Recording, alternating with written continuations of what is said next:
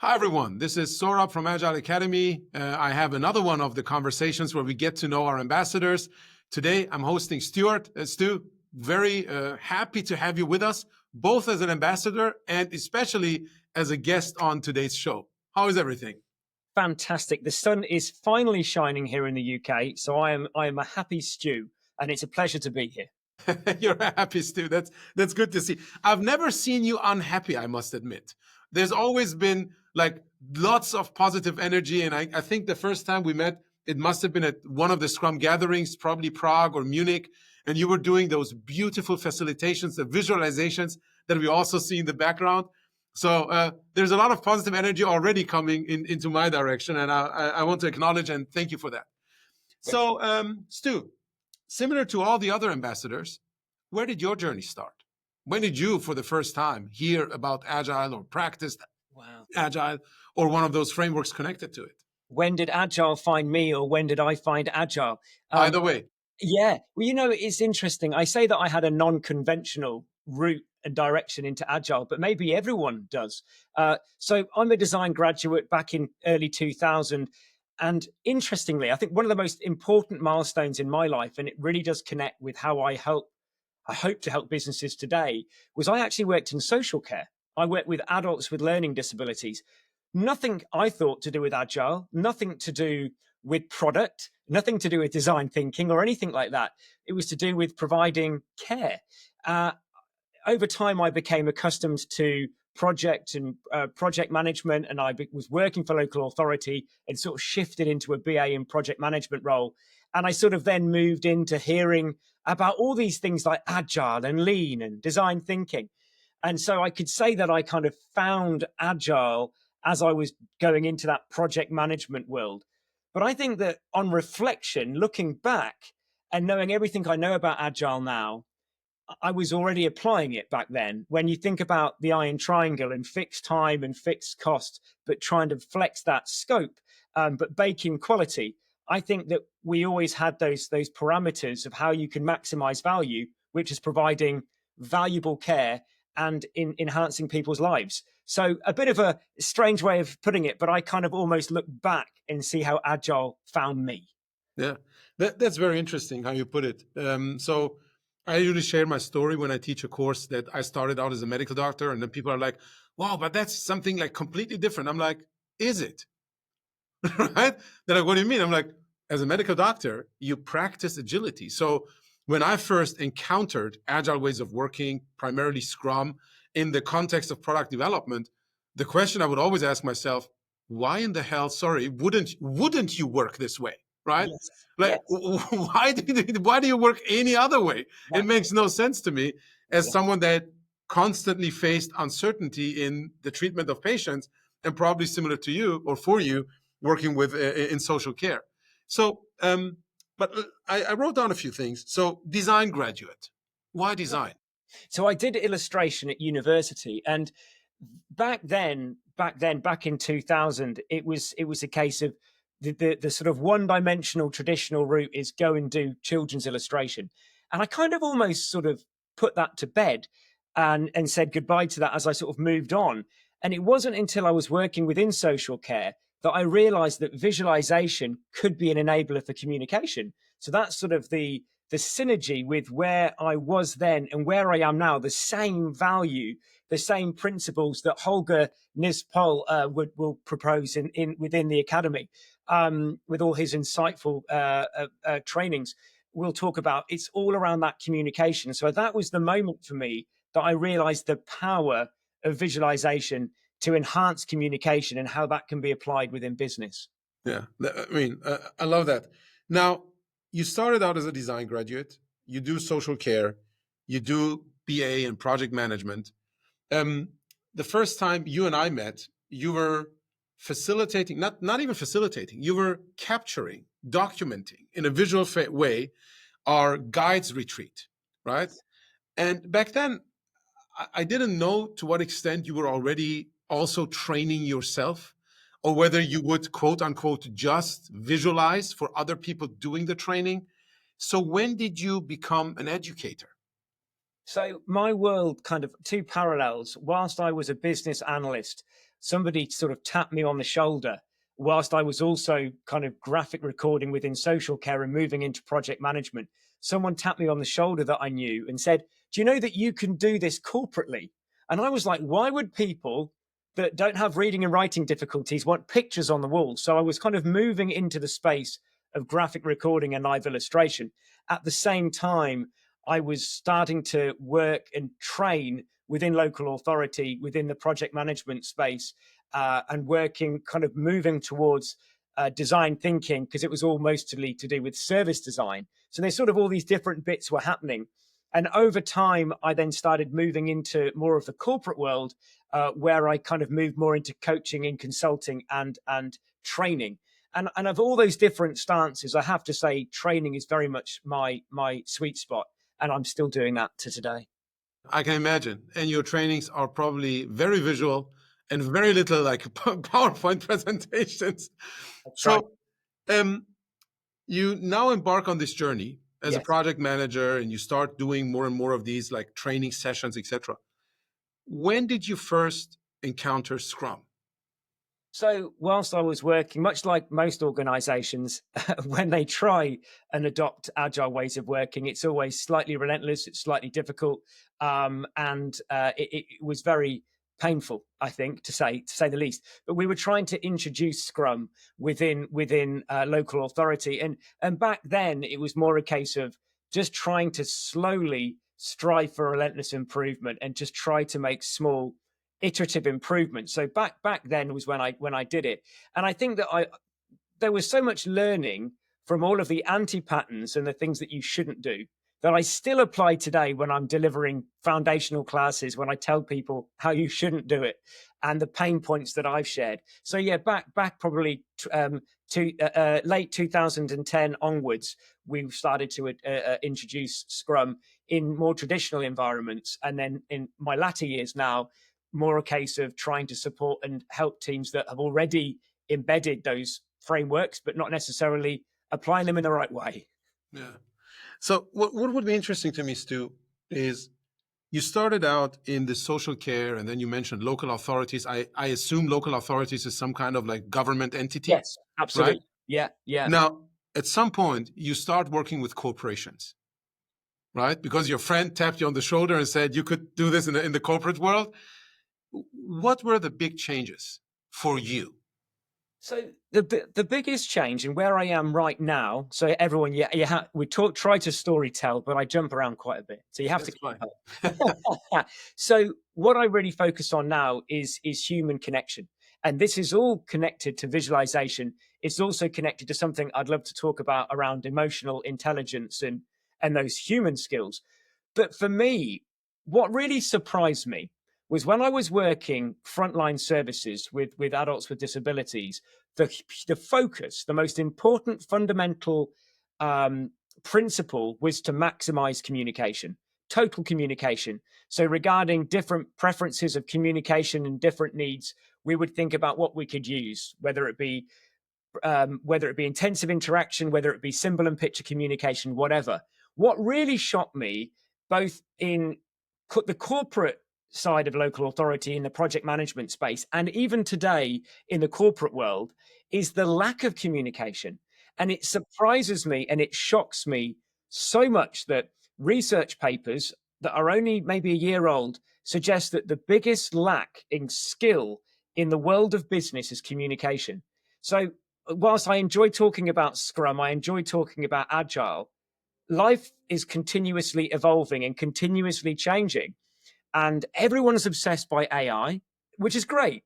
But AI is not going to save you. But there needs to be more focus on communication and human skills.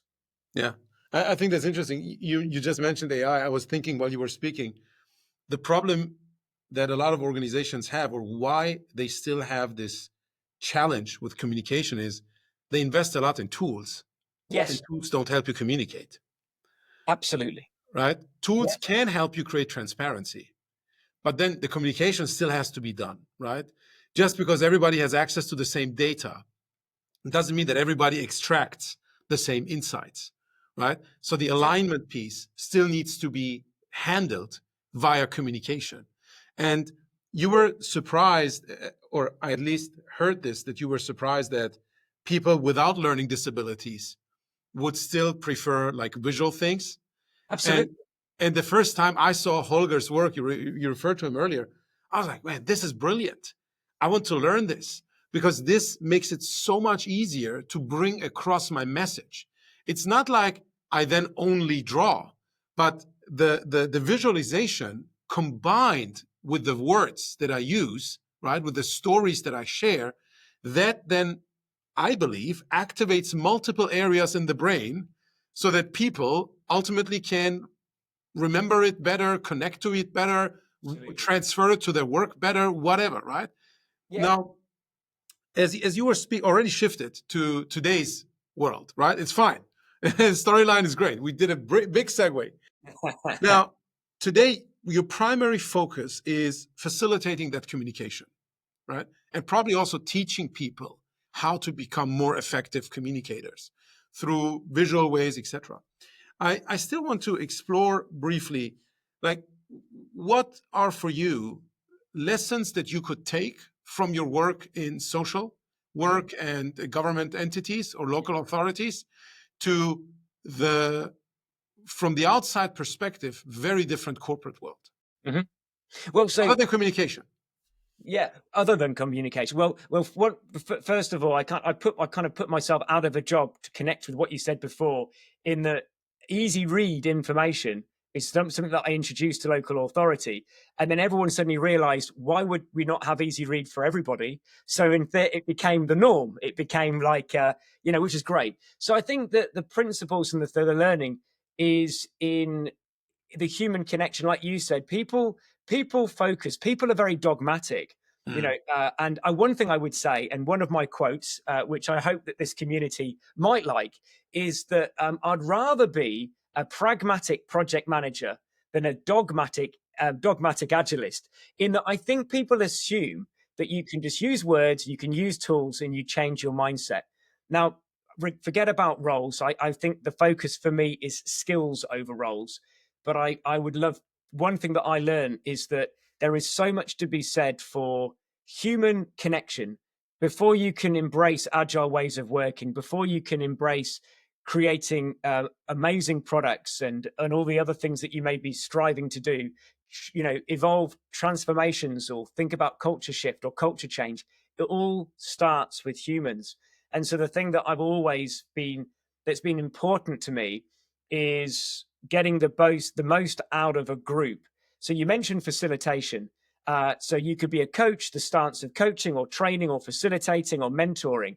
And whatever different stance you're taking, what can you do to create a space that enhances communication and enhances collaboration? And collaboration requires that you challenge the status quo. You don't want to cooperate. Cooperation is fine. We can cooperate on a static roadmap, right? But what we really want to do is be able to collaborate. Collaboration, true collaboration, requires a good high level of psychological safety, and that comes down to humans. So for me, the biggest thing that is not necessarily different between social care and corporate or social care and local authority for everything is emotional intelligence, and is just ensuring that you're creating the right conditions for safety. Yeah, that makes a lot of sense. You mentioned collaboration requires to challenge the status quo, and then later you talked about psychological safety yourself. I'm pretty sure you're familiar with Tim Clark's model on psychological safety. And that last level, that last step is challenger safety, right? So people being willing to challenge the status quo. Now, I have a few techniques that I use or introduce for people to be more comfortable challenging the status quo. What do you do, Stu? So I think that much like yourself, one of the most important things when we think about getting the most out of a high performing team and to create that level of safety is to create that level of neutrality, right? To make sure that in whatever stance you're in, whether you're an educator, as an ambassador, whatever we're doing, we need to provide that level of neutrality. So the sorts of things that I do, and if I recommend people, I'm sure you can find it within the academy, is things like the Johari window, the scarf model. There's so much psychology that's being brought into the world of agile ways of working, which is great. But I like to be very open and very transparent. I also like to encourage a level of vulnerability. Most of the talks that I did last year were around vulnerability and not knowing leading to success. So if we think about the Dunning-Kruger effect of where people think that they could just learn a little bit of information, have a high level of competence and stay on Mount Stupid, as opposed to experts that realize that, with a bit of skin in the game, you're likely to have imposter syndrome. So I try to be quite open. I try to be quite vulnerable. I talk about the things that people might not know about me. I like to class myself as an anxious extrovert, and I always create those conditions. So that's what you get from me, is an open book. I'm not saying that works for everybody, but that's certainly my approach, is being open and in creating that space where other people can feel safe to be vulnerable. I really like it. You mentioned imposter syndrome, right? Once you pass Mount Stupid, some people tend to be there. No, I was talking to Trisha Broderick yesterday, and Trisha said she replaced the term imposter syndrome by a term that she had heard, I think, from Adam Grant, confident humility. Beautiful. And I love that. I'm like, this is so good, right? Because as an imposter, you basically don't believe in your own expertise. Right.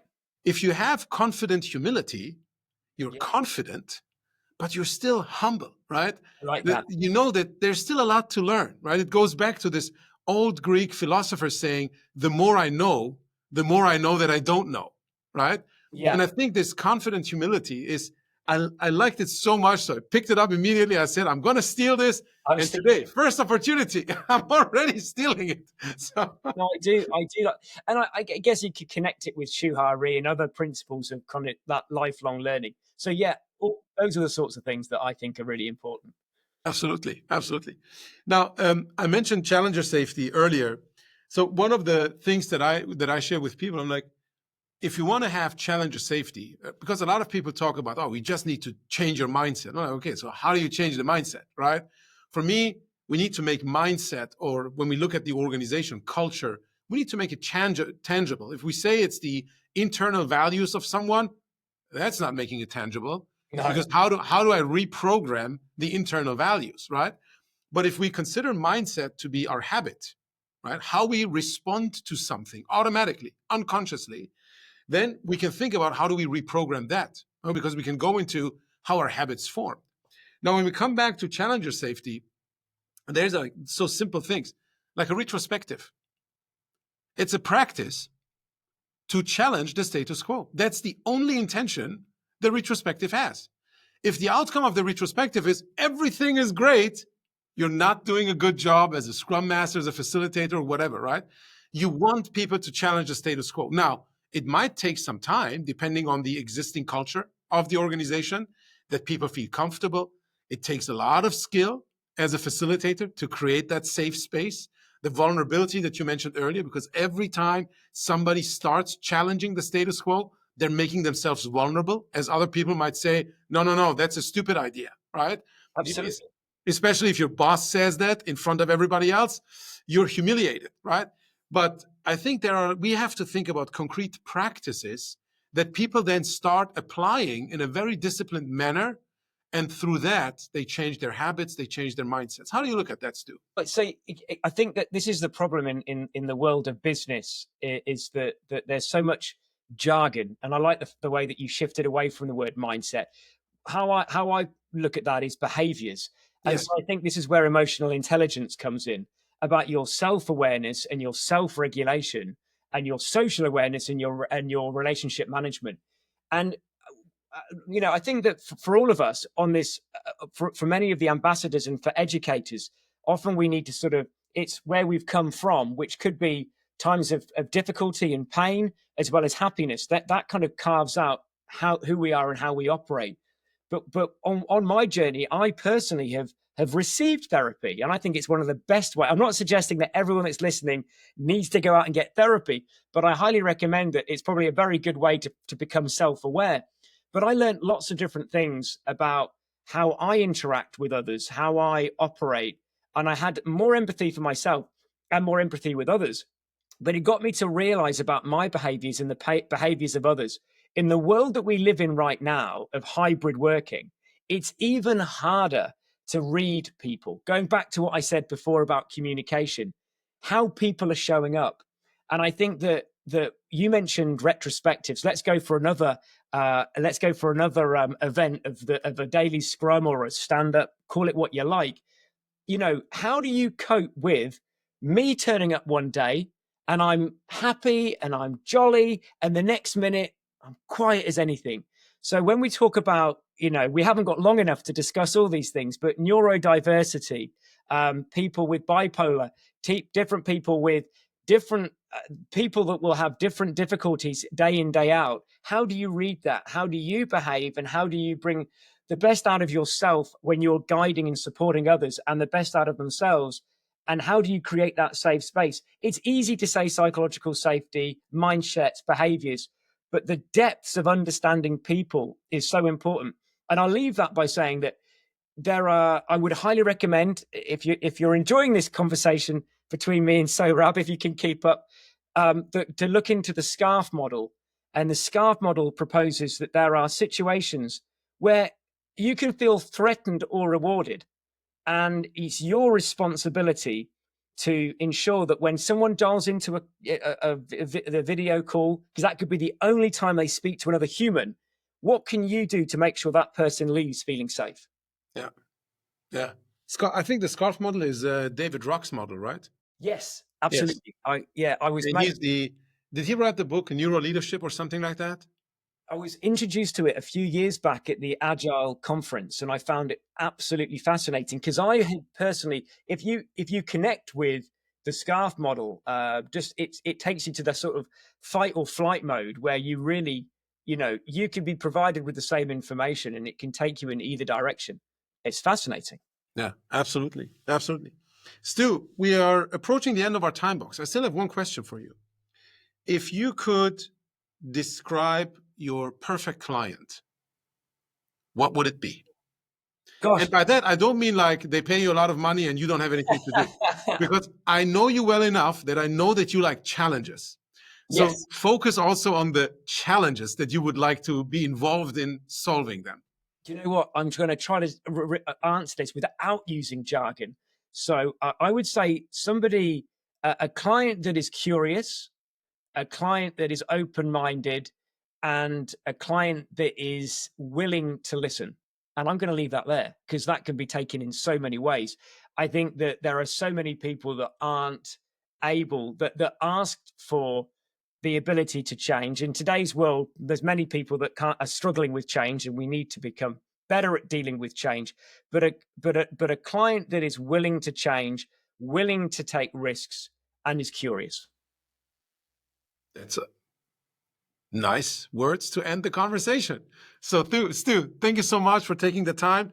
Thank you even more for being an ambassador. Really appreciate the trust that you put into me and the program that we have created. And we'll meet soon. Thank you very much.